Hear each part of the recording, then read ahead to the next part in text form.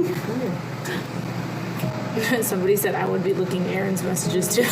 Yeah, like everybody wants you.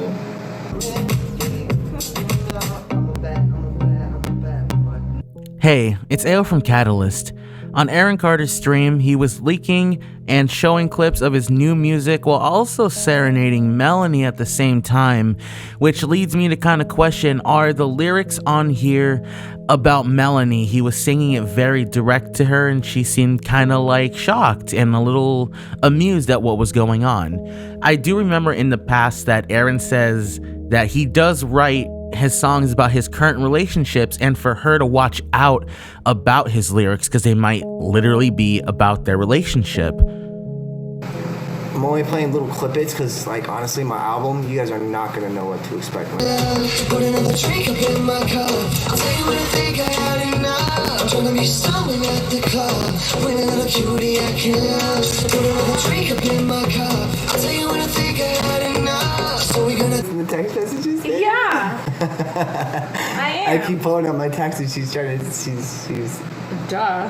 She's looking. Just like you do. It's a mutual... Yeah, we have an understanding. Somebody said I would be looking Aaron's messages too. They did?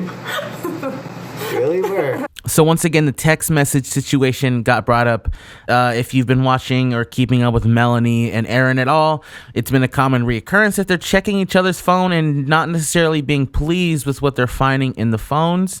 So, at least it seems like they're kind of joking about it now. Maybe there still is a tiny amount of tension going on between this, but, we shall see.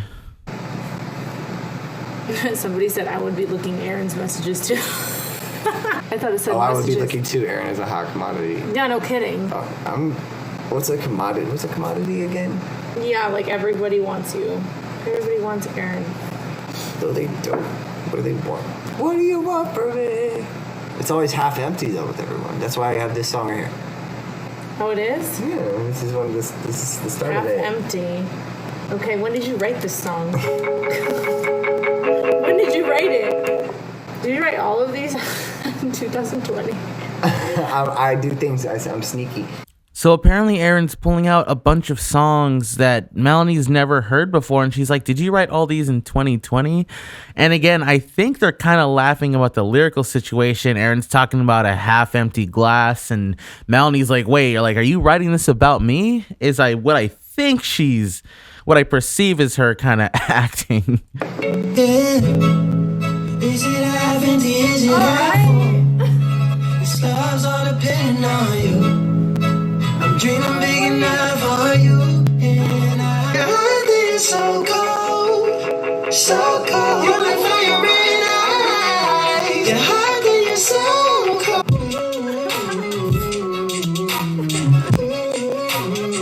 It's just a little idea. Boy. You can see with how attentive Aaron is when he pulls Melanie in, when he's singing the song that, he's trying to be like, hey, this is about you. This is how I feel about you. And Melanie, I think she's like, wait a second, what's going on here? Because he's been saying that he's going to write a song about her. And I'm sure any girl would anticipate that, especially if you're dating a musician. But I think she was just kind of confused. Like, wait, is this it? Is this it? What do you think I do? Go clubbing?